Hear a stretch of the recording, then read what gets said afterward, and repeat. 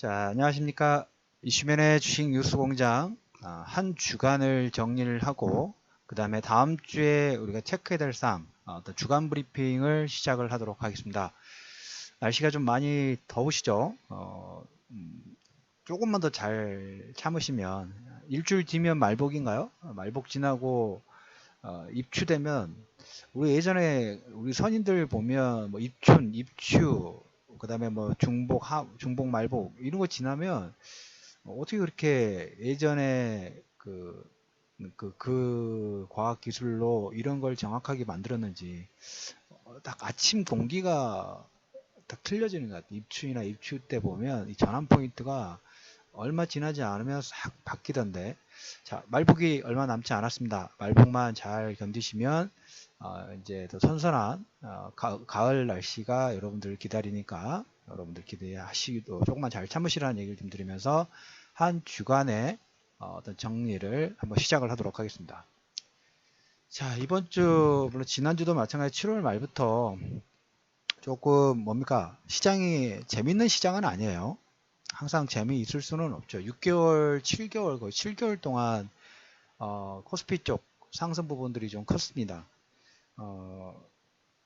6개월, 7개월 정도 코스피가 상승을 했고 작년부터 해서 펀드 환매 부분들이 상당히 많이 들어왔는데 요즘에 들어와서 보니까 제가 주간 수급 부분들이 해야 됐던 체크할 사항들 정리를 하다 보니까 이 그 한 문구가 딱 눈에 딱 들어와요.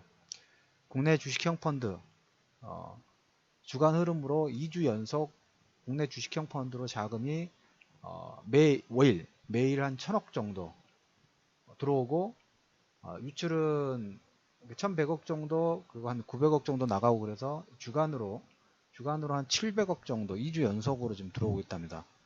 물론 이제 매수하시는 펀드를 새로 가입하신 분도 있고 펀드 기존의 추세 부분들은 펀드를 계속 환매를 해왔으니까. 그런데 제가 말씀드리고 싶은 것은 이쪽에 그 매도세보다는 매수세가 조금씩 더 커졌다는 부분 첫 번째고, 그리고 요즘에 특히 코스닥 쪽에 변동성이 좀 컸었죠. 변동성이 컸는데 7월 말 기준으로 7월 한 20일 정도에서 이제 한번 데이터를 제가 찾아보니까 코스피 쪽이요. 코스피 쪽에서 외국인이 한 2조 3천억 정도 매도를 했어요. 2조 3천억 정도 매도했는데 매도했을 때 또 반대로 그걸 가장 많이 샀던 게 코스피가 아니라 코스닥이죠. 코스닥에는 개인이 6천억 정도 매수가 들어왔어요. 그러니까 코스피를 코스닥이 빠지니까 코스닥을 더 매수를 하게 되는. 근데 외국인은 코스피 쪽에 더 2조 3천억 정도 매도를 하는데 저는 그 예전에 교육할 때도 보면 개인 투자자분들한테 주식을 저도 마찬가지였어요. 처음에는 코스피 시장, 코스닥 시장 그걸 잘 몰라요. 처음에 주식에 대한 배우는 그 상담이나 이런 것도 많이 하다 보면 처음에 개인 투자자분들이 많이 접근하시는 게 딱 극명하게 나눠집니다.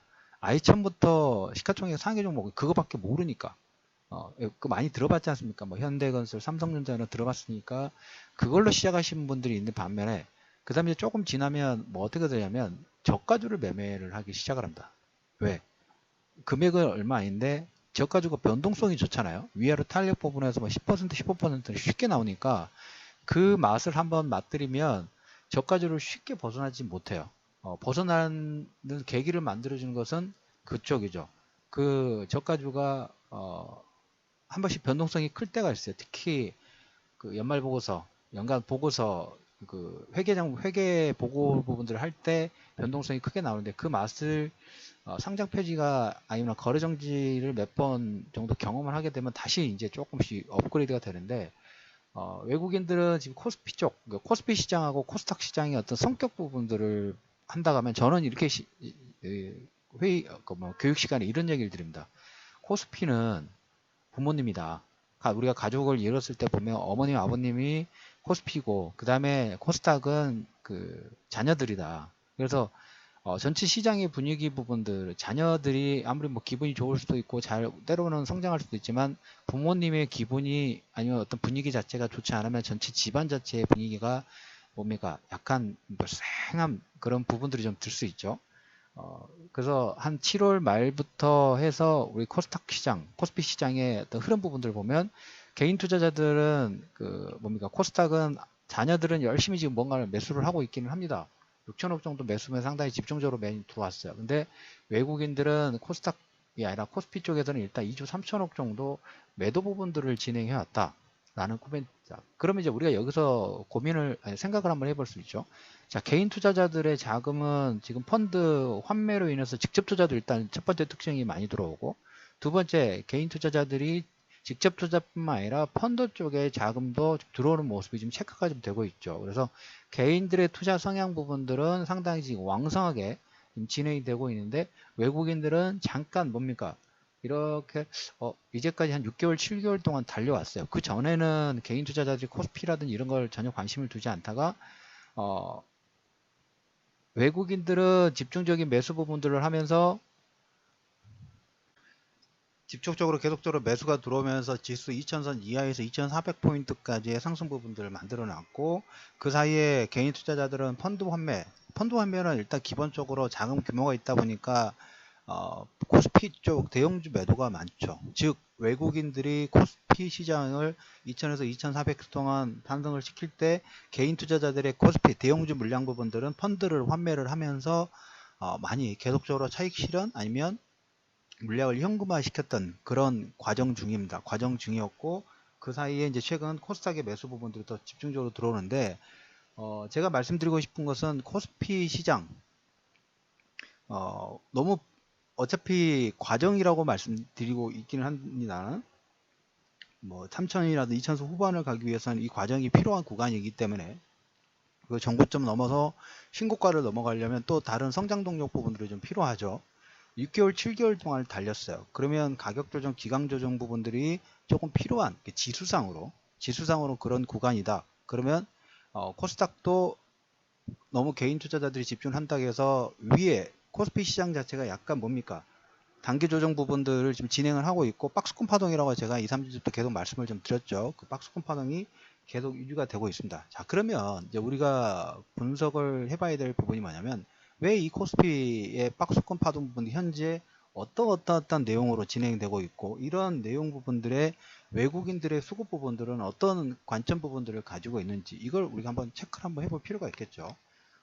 물론 이제 지난주에 변동성 요인에 대해서 여러 가지 부분들 얘기를 드리고 여러분들하고 같이 논의를 했지만, 한번 정리를 한번 해보도록 하겠습니다. 한마디로 정리를 한다 하면, 우리가 이제 자금 자체가 여러분들이 우리나라만 개별적인 시장이 아니라 글로벌 전체적으로, 만약에 예를 들자면 우리가 코스피 시장, 코스닥 시장의 캐릭터를 한번 만들어 보죠. 코스피 시장은 시가총액이 높은 대형주, 제조업 기반들 자체가 높고, 코스닥은 IT, 그다음에 헬스케어, 바이오 쪽 비중이 높고, 약간 뭔가 탄력 자체가 탄력적으로 상당히 움직이죠. 우리가 이제 신흥국, 그다음에 선진국, 이 부분들 간단하게 생각해 보면, 우리나라 코스피 시장의 성격이 선진국 성향에 약간 가깝고, 그 다음에 신흥국이라든지, 이 신흥국 같은 경우에는 약간 코스닥 시장의 그 흐름 부분들하고 상당히 캐릭터상에 상당히 비슷하다고 볼 수 있는데, 우리나라는 당연히 이제 신흥국 쪽에 상당히 위험자산 쪽에 많은 그 캐릭터 부분들을 좀 가지고 있어요. 그래서 우리나라가 지지난주에서 변동폭이 좀 컸을 때 우리가 단순 비교를 한번 해봅시다. 우리가 이제 항상 우려를 해야 되는 부분은 뭐냐면, 국내 시장의 어떤 그 소음이 아니라 글로벌 전체적인 소음이 일어날 때 있죠. 글로벌 전체적인 소음은 예전에 뭐 두바이라든지, 그 다음에 유럽발 신용 리스크라든지, 그리스의 신용 리스크, 그 다음에 예전에 뭐 부채한도 협상, 부채한도 가지고 셧다운 들어가고, 뭐 이런 것은 어떻게 보면 글로벌 전체적인 시장에 같은 영향권을 주는 건데, 우리나라 시장이 이렇게 출렁거렸을 때 한번 같은 레벨에 있는 같은 신흥국의 움직임 부분도 어떻게 됐는가 한번 보면서 유추를 할 수가 있습니다. 지난주에 우리나라의 변동성 부분들이 생길 때 글로벌 증시의 상승률 상위를 한번 국가별로 한번 분석을 해봤더니, 브라질이라든지 홍콩이라든지 이탈리아 같은 경우에는 반등폭 자체가 이 신흥국에서 상위권이었어요. 그리고 상위권 내에서도 어디 쪽이 많이 움직여서 반등이 나왔나? 대부분이 이제 금융주 섹터예요. 지난주에 이제 아침 브리핑 부분에서 홍콩의 상승, 뭐 보험주라든지 이런 상승으로 인해서 홍콩의 신고가 돌파됐다는 그런 코멘트를 드렸는데, 자, 우리가 그러면 여기서 유추를 해볼 수가 있겠죠. 어, 우리나라 시장은 변동성이 컸는데 다른 브라질이라든지 신흥국 쪽 글로벌 증시의 동반 상승 부분들의 공통 분모를 보니까 금융주예요. 그러면 이제 우리가 유추해 볼 수 있는 거 이거죠. 뭐 신용 리스크는 아니구나. 예? 일단 일차적으로 신용 리스크 부분들을 하면 금융주가 당연히 올라갈 수가 없겠죠. 근데 이제 금융주의 반등이 보였으니까 신용 리스크는 일단 아니구나. 자, 이건 일단 보고, 자, 그러면 이제 우리나라하고 이 캐릭터 자체가 상당히 비슷한 나라가 아시아권에서는 대만입니다. 가끔 이제 여러분들이 이제 비교 분석 부분들 할 때 가장 기본적으로 딱 보시는 게뭐 대만이라든지 대만 부분들을 좀 많이 참고로 하시면 돼요. 왜? 캐릭터가 보면 대만하고 우리나라는 IT 비중 자체가 상당히 좀 높습니다. 미국에서 보면 팡이라고 해서 뭐 페이스북, 아마존 뭐 이런 회사들 이 어떻게 보면 미국 다우지수의 상승 부분들을 이끌었고 기술주들의 상승 부분들을 이끌었는데 이 회사별로 지금 어떤 회사는 상승 부분들을 하고 있지만 어떤 회사는 약간 조정 보면서 차별화되는 부분들이 좀 있죠. 그래서 IT 섹터 과연 기술주들의 문제인가? 라는 화두 자체가 상당히 많이 진행되고 있는데 우리나라 시장이 지난주에 특히 뭐 전기전자 쪽 차익도 많이 많아졌는데 자, 그러면 대만도 많이 빠졌느냐? 우리가 단순 비교를 한번 했을 때 물론 이제 대만하고 IT를 좀 더 세부적으로 분석을 하면 좀 틀려요. 뭐 삼성전자와 LG전자가 같은 전자 아니냐라고 하면 전자는 맞죠. 근데 생산 품목이라든지 매출 비중 부분들은 삼성전자는 뭐 삼성전자하고 스마트폰만 보더라도 삼성전자하고 LG전자하고는 같은 스마트폰인데 경쟁력 부분들이 좀 틀리죠. 그리고 LG전자 같은 경우에는 반도체 섹터 부분들이 좀 없고 이게 차이점 부분들이 있죠. 그래서 대만 같은 경우에는 파운드리 중심이고 한국은 메모리 반도체 생산 위주이기 때문에 같은 IT 섹터이기는 하지만 성격 자체는 약간 좀 틀릴 부분이 없잖아 있어요. 근데 대만은 대만 증시 부분들은 별로 그렇게 충격 뭐 이렇게 조정이라든지 이런 부분들이 보이지 않는데 유독 우리나라만 지난주 1주, 2주의 사이 부분들을 보니까 전체 지수의 위아래 변동폭 자체가 상당히 좀 컸다는 거죠. 다른 나라들에 비해서 아까 말씀드렸던 브라질이라든지 홍콩 같은 경우에는 상승률 상위권에 들어가면서 금융주들의 반등 부분을 이끌었다 하면 그러면 같은 비슷한 섹터의 대만은 하락폭이 컸냐 우리나라처럼 아니죠. 우리나라가 하락폭이 자체가 변동폭이 좀 컸어요. 자, 그럼 우리가 여기서 유추를 해볼 수 있는 게 이러한 흐름 부분들의 이런 그 체크 포인트 부분들을 보면 이런 변동성 부분이 우리나라의 자체적인 요건에 어떤 무슨 문제가 있거나 어떤 체크할 포인트가 있기 때문에 이런 변동성이 나왔겠구나라고 우리가 유추를 좀 해볼 수가 있겠죠. 자, 그래서 모두 다 여러분들 아시는 내용이지만 이번 달에도 계속 일단 유지가 좀 될 것 같아요.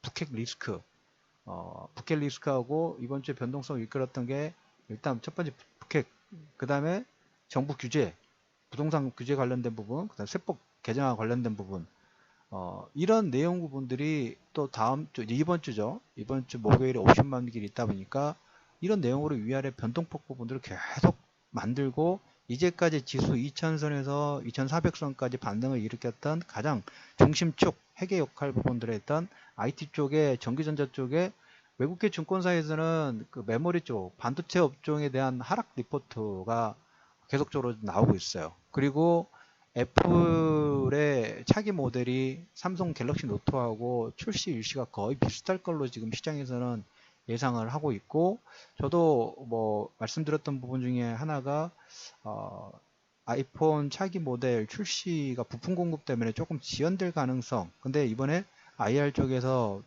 그럴 가능성 부분에서는 일축을 좀 했기 때문에 외국계 입장에서는 반도체 업종 3, 4분기 실적에 대해서 더 잘 나올까에 대한 일단 퀘스천은 지금은 당연히 가질 수밖에 없겠죠. 그 업황의 컨센서스 부분이 한 달 정도 뒤, 최소한 한 달 정도 뒤에 형성이 되기 때문에 물론 DRAM 가격하고 랜드 플래시 가격이 상승 부분들을 계속 추세를 이어가고 있는 건 사실이긴 합니다만은 일단 외국계 증권사에서는 반도체 쪽의 하락 경고 리포트 그리고 아이폰과 갤럭시 노트 차기 모델의 어떤 충돌 가능성에 현재 시점에서는 컨센서스가 일단 하향을 하고 있다는 거예요. 이건 어떻게 보면 삼성전자의 개별적인 삼성전자, 애플 같은 IT 섹터 내에서도 이 뭐 반도체 쪽 부분하고 그다음에 휴대폰 쪽에서는 다른 관점 부분들이죠. 그래서 IT 비중이 거의 높은 대만의 가권 지수는 보합인데 우리나라 시장에서 전기전자 쪽에 워낙 그 뭡니까 비중 자체가 크다 보니까 외국계 증권사의 매도 부분들로 한 6개월 동안의 상승폭의 축이었던 이 내용의 차익 실현 부분들이 상당히 좀 진행이 좀 되고 있어요. 그래서 7월 24일 외국인이 그러니까 거의 한 달 2, 3주 전이죠. 외국인 이자 3천억 정도 매도를 했는데 제가 한 달 정도를 한번 조사를 좀 해봤어요. 한 7월 중순 정도부터 해서 우리나라는 어떻게 됐나? 어떤 전기전자 쪽에서 이 비슷한 금액이 나왔어요. 7월 24일 이후에 뭐 10일 정도 차익이 있긴 하지만 7월 24일 날부터는 외국인이 2조 3천억 정도 매도를 했는데 한 7월 14일부터 해서 제가 그 금액 부분들을 체크를 해보니까 거의 한 달 약간 안 되죠. 한 달 안 되는데 외국인이 전기전자 쪽에서만 2조 3천억 정도를 매도를 했어요. 기관도 한 1천억 정도, 기관이 1천억 정도 매도를 했어요. 그 부분은 아까 외국계 증권사들의 관점 부분들이 실질적으로 수급상으로 보여주고 있다는 거 말씀드렸죠. 매도를 진행을 하면서. 그래서 외국계 증권사 이 지수 2000선에서 2400까지 상승을 만들었던 가장 중심축에서 외국인들의 매도가 나오니까 지수 자체는 뭡니까? 비탄력적으로 갈 수밖에 없는 그런 구조죠. 그리고 정고점 수준이고 가격 조정, 기간 조정 부분들이 필요한 구간이고 또 다음 주에 옵션 만기도 있고 자, 여기에 이게 첫 번째 내용이라면 이제 두 번째 뭐 북핵 리스크 관련된 부분을 잠깐 얘기를 드리면 어젠가요? 그 북한 제재안이 이제 안보리 통과가 좀 됐어요. 제가 이제 그 금요일장에서 우려를 했던 부분이 뭐 중국의 지적재산권, 그래서 슈퍼 301조 관련된 부분들 얘기를 좀 드렸지 않습니까? 그래서 이제 이 양대 거대 축이 충돌이 되면 어떨까 하는 불안 심리 부분들을 좀 가지고 있었어요. 근데 제가 이제 그 스팟송으로 여러분들한테 중국 베이다이어 회의에 이번 달 8월 일정 부분들 정리를 해두면서 아마 주식 처음 하신 분이나 이거 방송을 들으신 분들 무슨 중국의 베이다이어 회의가 있고 뭐 순위파 시한파 이런 내용 부분들까지 알아야 될까 라고 생각하실 수 있어요. 근데 저한테는 이런 내용 부분들이 여러분들 3쿠션처럼 전체 판의 방향을 바꾸는 하나의 역할 부분도 좀 해요. 자, 슈퍼 301조가 나왔고 중국에서도 한번 그래? 우리도 가만히 있지 않겠다. 어디 치열하게 뭐 극한으로 가고 있다가 서로 한 발씩 양보를 하면서 그런 내용 부분들을 진행을 했죠. 미국의 입장에서도 중국 제품 부분들을 뭐 수입 안 하면 전쟁이 나는 그 무역 전쟁을 하는 게 중요한 게 아니라 나중에 여러분들 그 금리 인상 속도 있죠. 그러니까 중국에서 만약에 이런 저가의 물건 부분들을 수입하지 않으면 일단 소비자 물가 부분이 바로 그냥 그대로 치고 올라가요. 그렇게 되면 향후에 금리 인상 속도 우리가 이 디플레이션 부분들이 가지 않기 위해서는 다시 이렇게 떨어지지 않기 위해서 가장 중요한 부분이 금리 인상 속도가 예전처럼 조금 경기가 살아난다고 해서 금리 인상 속도를 너무 급격하게 해버리면 이 경기가 그냥 죽어버려요. 근데 만약에 이제 중국하고 이런 무역 전쟁으로 인해서 중국의 제품 부분을 수입을 못하게 되면 일단 소비자 물가 지수가 뭐 한 6개월 정도 새 급격하게 상승할 수밖에 없는 그런 구조. 그러면 금리 인상 속도 빨라질 수밖에 없죠. 첫 번째로. 그리고 만약에 중국 입장에서 반대로 저는 여러분들 제가 그 8월달 중요 시장에 이슈를 주는 이정표 중에 8월달 베이다이어 회의가 이제 조만간 이제 8월 이제 초순이니까 이번 달에 이제 진행이 되고 이제 서서히 내용들이 좀 나오고 있는 것 같아요. 근데 이제 이 베이다이어 회의 같은 경우는 시진핑이 10년을 집권을 하는데 1기 하고서 2기로 이제 넘어가는 차기의 뭐 상무위원들이라든지 행정 요원들, 핵심 요원들을 이제 설정을 합니다. 뽑는데, 만약에 이제 슈퍼 301조 부분들이 되게 되면, 일단은 뭡니까? 시진핑이 그 집권의 2기, 강력한 이제 정권 부분들, 1기에서는 여러분들 뭐 했다고 그랬죠? 일단 구조조정이에요. 적폐청산 해가지고, 예전에 그 뭡니까? 장쩌민이라든지 후진타오 이쪽에서 부패 세력 부분들, 최근에 뭐 안방모, 그것까지 해가지고 다 숙청을 했어요. 숙청을 하면서 이제 경제 문제라든지 차기가 원래 구상했던 부분들을 이제 강하게 드라이브를 거는 시진핑 정권의 집권 2기가 시작된다고 보시면 되는데, 만약에 이제 중국 같은 경우는 연 성장률 6%대를 이루기 위해서는 당연히 수출 주도예요. 수출 주도. 수출 주도가 미국의 비중 자체가 워낙 크기 때문에, 물론 유럽도 있기는 하지만 그 슈퍼 301조 부분들을 해가지고 통상에 문제가 생긴다 하면 시진핑 집권 2기 자체가 전체적인 판 자체가 흔들려 버릴 수밖에 없는 그런 가능성 자체가 상당히 커요. 자, 그래서 중국 입장에서도 북한이라는 부분을 약간 양보를 한 거예요. 그래서 이번에 뭐 제재한 부분들을, 왜 자기가 하는 것보다는 그 북한 자기가 시진핑 집권 2기 부분에 또 문제가 생기기보다는 북한의 약간 수출이라든지 경제 제재 부분들을 동참해 주는 게 당연히 낫겠죠, 중국 입장에서는. 자, 그래서 이 슈퍼 301조 부분들은 자연스럽게 지금 연기되는 방향으로 일단 진행이 됐고, 여기서 이제 베이다이어에서 하나 더 지금 시장에서 나오고 있는 게, 지난번 제가 그 베이다이어 회의에서 어, 오른팔이라고 할 수 있는 왕岐산 총리의 연임이라든지 그 진급의 가능성, 이런 부분들 얘기 드렸죠. 이게 주는 의미가 시진핑 정권이 10년이 아니라 15년이 될 수 있는 하나의 계기가 만들어질 수 있을 거라는 코멘트를 좀 드렸는데, 지금 시장에 들리는 컨센서스 부분들은 이 방향대로 지금 진행이 되고 있는 것 같아요. 그래서 그렇게 되면 시진핑 집권 2기는 좀 더 강하게, 만약에 예를 들어서 어떤 시진핑 정권에서 어떤 정책적인 부분들을 하겠다라는 결정과 기존에 해둔 게 있다면, 그 부분들을 절대 신뢰를 하실 필요가 있을 것 같아요. 그러면 그 관련된 섹터 부분들도 상당히 크게 본격적인 드라이브로 걸 수 있는 일단 가능성 부분들이 있다. 그래서 그렇게 좀 보시면 될 것 같고, 자, 다시 돌아가면 변동성을 죽였던 요인 중에 하나가 이제 북핵 그 미사일 관련된 부분이죠. 그래서 이제 북한 제재안이 이제 통과가 됐습니다. 북한이 연 30억 달러 정도 지금 수출을 한다고 그럽니다.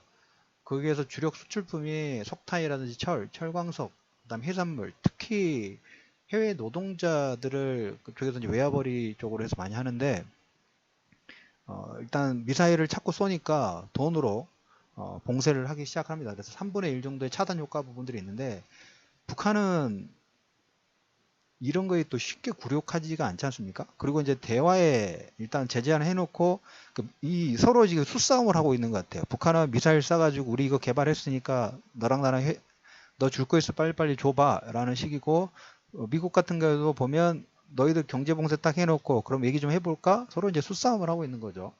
자, 그래서 근데 이번 달에 이 지정학적 리스크죠. 지정학적 리스크 관련된 부분에서는 조금 더 유지가 되지 않을까 하는 생각 부분들을 좀 해요. 이번 달 말에 을지 프리덤 가디언 회의 뭡니까 훈련이 예정이 돼 있고, 다음 달 초 있죠. 다음 달 9일 날이 북한 정권 수립 기념일이에요. 그래서 이번 달에는 이런 지정학적 리스크로 인해서 뭡니까 시장에 변동성을 일으키는 하나의 요건, 판 자체로는 아직 그걸 바꾸기는 힘들죠. 바꾸기는 힘들지만 시장에서는 마침 6개월, 7개월 정도 상승을 했는데 기간 조정, 가격 조정 부분들 하는데 뭔가 빌미를 찾아야 돼요. 그 빌미를 제공할 가능성 자체가 크다는 거죠. 빌미를. 그래서 계속적으로 여러분 말씀드렸던 게 섹터별로는 차별화되는 부분이 있지만 지수에서는 박스권의 움직임, 어떤 저점과 고점 부분들이 이렇게 올라가면서 상승과 하락 부분들을 진행할 가능성. 그래서 지나와서 보면 전체적인 지수는 몰가이든 분기간으로 딱 보면 지수는 별로 움직인 게 없는 그런 상태가 될 수 있는 가능성 자체가 크지 않느냐. 그래서 이 북핵 리스크 관련된 부분들은 8월 달에도 조금 더 진행될 수 있는 가능성 자체가 크고, 뭐 8월 달 24, 25 잭슨홀 미팅 부분들은 그건 나중에 다시 한번 얘기를 좀 드리도록 하겠고, 그리고 이제 보시면 정부 정책 관련된 부분에서도 건설주와 은행주가 좀 조정 부분들을 좀 봐줬죠. 건설주와 금융주 부분들을 조정을 받았는데, 그 얘기를 좀 다시 드리면 아까 말씀드렸던 것처럼 우리나라가 변동폭이 컸을 때 글로벌 전체적으로 홍콩이라든지 이탈리아, 브라질의 상승을 이끌었던 섹터가 금융 섹터예요. 금융 섹터. 그 점진적인 금리 인상 부분들은 진행될 거기 때문에 경기가 확장세 있을 때는 그 예대 마진 폭을 가장 기본적으로 하는 금융주들의 실적도 당연히 올라질 수밖에 없는 그런 구조죠. 그래서 7월 들어서도 보면 금융주 펀드 쪽의 자금 유입 부분들이 좀 빠르게 좀 진행 들어오고 있어요. 산업주도 마찬가지고. 그래서 이 종목군들은, 이 섹터 관련된 부분들은 여러분들이 제가 지난번에 경기 민감주 섹터, 우리가 지금 지수 부분들은 박스권이라는 얘기를 제가 설정을 좀 해드렸죠. 박스권인데 이 기간 내에서 어느 특정 섹터 부분들을 뭐 신용 미수를 쓰시면 그건 진짜 안 돼요. 이거 변동성이 나올 구간에서는 이건 여러분들 진짜 좀 참아 주셔야 되는 부분이고, 좀 나중에 진행을 하시더라도, 왜냐면 경기 민감주 섹터 부분들 보면 지난주도 말씀드렸던 것처럼 금속 광물이라든지 또 그 원자재 관련된 종목군들은, 그다음 화학 관련된 종목군들은, 이쪽 섹터 부분들은 지수와 상관없이 같이 움직이고 있죠. 저가 매수 부분들이 좀 들어오고 있다는 거예요. 글로벌 전체적으로 경기가 살아나고 있기 때문에. 그래서 코스닥에 너무 비중 부분들을 집중을 하지 않으시고, 일부 대형주군에 최소 20, 30% 정도의 여러분들 선발대를 보내는 그런 기조 부분들을 계속적으로 좀 유지를 하실 필요가 있습니다. 네. 말씀을 좀 드렸던 것처럼 다음 주 옵션 만기고, 그 다음에 외국인들 관점에서는 기존의 주도주군에서 약간 다른 쪽으로 계속 뭡니까 수급이 트랜스퍼하는 모습들이 좀 보이고 있죠. 그러면 현재 장세는 작년도 마찬가지고 올해도 마찬가지고 기관이 주식이 아니에요. 기관의 어떤 중심 장세가 될 때의 가장 큰 힘은 뭐냐면 항상 보면 돈인데, 개인 투자자들이 뭡니까 펀드를 많이 가입을 해주면 그때부터 기관 투자들이 총알이 생기니까 어떤 특정 섹터라든지 아니면 실적이 좋은 섹터에 비중에 상당히 계속 살 수밖에 없어요. 그래서 예전에 청화정 종목군들이 급등 부분들이 나왔던 거고, 지금 장세의 특징은 외국인 장세예요. 외국인이 중심축이란 말이에요. 그래서 외국인이 나가는 종목군하고 나가지 않았을 때, 나가는 종목군하고 아니면 새로 들어오는 저가 매수로 들어오는 것 다면 그 매매 부분들을 1차적으로 뭔가 잘 이해가 안 가더라도 수급이 주가가 움직이면 거기를 추정하는 게 가장 쉬운 매매 전략법이라고 보시면 돼요. 자, 그래서 여러분들 다음 주에 변동성 장세가 계속적으로 8월 달에는 진행될 수밖에 없는 그런 구조고, 박스권 장세인데 신용은 일단 쓰지 말자. 자, 그렇다면 외국인들이 지난주와 지난주 어디 쪽에 매수 부분들 많이 들어왔는가에 추세 추정 부분들 하자고 말씀을 드렸죠. 100%는 못 하실 거예요. 그러면 최소한 여러분들이 적립식으로 생각할 때 분할로 접근 부분들 하실 수 있는 섹터 부분들을 본다고 하면 7월 14일 이후에 우리가 외국인들하고 수급 부분을 한번 보면 전기전자 쪽은 일단 2조 3천억 매도했다고 제가 말씀을 드렸죠. 기관도 한 1,000억 정도 매도를 했어요. 그 다음에 이제 외국인들이 많이 사는 섹터 부분들을 보니까 철강주를 3,000억 정도 매수했어요. 3,000억 정도 매수했고 기관이 1,200억 정도. 화학도 거의 3,000억이에요. 2,800억 정도니까. 기관이 근데 화학은 더 많이 샀어요. 7,000억. 그래서 화학이라든지 산업재 쪽 있죠. 화학, 금융 섹터, 저가 이번에 좀 빠진 거 있으면 건설주들도 보면 건설주는 조금 템포 부분들 좀 조절하시면서, 건설주는 해외 수지 부분들 모멘트 나오면 그때, 근데 지금 이렇게 하락붐이 나올 때 만약에 내가 10,000주를 살 거다 그러면 한 1,000주 정도 해가지고 1,000주대로 분할로 계속 매수하시면 돼요. 천천히. 급하실 이유가 없어요. 그래서 화학이라든지 철강, 금속 광물 이쪽 섹터가 외국인들과 기관이 동시적으로 전기전자 쪽의 차익 부분들을 진행할 때 이쪽 전에 봤던 것처럼 상위 올라간 종목군들은 차익 실현하고, 이제까지 주가지수가 1900선에서 2400선까지 올라갈 때 전기전자 쪽의 상승률하고 그 외의 종목의 섹터의 상승률 자체가 워낙 격차가 크다 보니까 이걸 위에 건 내리고 밑에 건 좀 더 올리면서 격차를 줄이는 과정 중이라고 말씀을 드렸죠. 수급이 지금 그걸 보여주고 있어요. 수급이 그렇게 보여주고 있기 때문에 여러분들이 선택하실 부분도 외국인들의 추세 추정 부분들, 특히 수급의 추세 추정 부분들을 하실 필요가 있다라는 얘기를 좀 드리도록 하겠습니다. 자, 결론적으로 말씀드리면 북핵 리스크라는 보다 북핵 리스크가 나올 수도 있을 것 같기는 해요. 특히 북한이 한번 어디에 꽂히면 한번 오버 행동 부분들 할 수 있는 가능성은 을지훈련 아까 말씀을 드렸고, 그 다음에 다음 달 정권 수립 관련이 있기 때문에, 그리고 이번에 이제 그러면서 또 대화 물꼬가 당연히 터지겠죠. 대화 물꼬가 터지겠는데 서로 기싸움 부분들을 하고 있기 때문에 그걸로 인해서 변동성 부분 나올 수 있다. 우리가 그래서 지수가 외국인들 입장에서는 보면 달러가 약세가 있는데도 불구하고 원화도 같이 약세가 되고 있어요. 그게 어떻게 보면 외국인들이 우리나라의 시장을 보는, 그러니까 뭔가가 좀 실적으로 다 좋은 걸 알고 있어. 실적 좋은 걸 알고 있지만 지정학적 리스크는 실적하고 약간 따로 가죠. 그래서 이 부분에 있어서 약간 차익 부분들을 실행하니까 눈치를 보는 거예요. 어디 쪽으로 대화의 물꼬 부분들을 하기 전에 서로 기싸움을 하는 거죠. 그게 첫 번째. 그 와중에 이제 그 옵션 만기일도 있고, 그리고 이제 두 번째로 잭슨홀 미팅 관련된 부분들까지 그 환율의 방향성이 나오기 전까지 외국인들 뭐 연준의 자산 축소 관련된 부분, 그 다음에 22의 테이퍼링 관련된 부분이 24, 25 정도의 잭슨홀 미팅이 있기 때문에 그 전까지는 외국인들의 입장 역시 어떤 방향으로 할지 모르니까 체크를 하고 싶겠죠.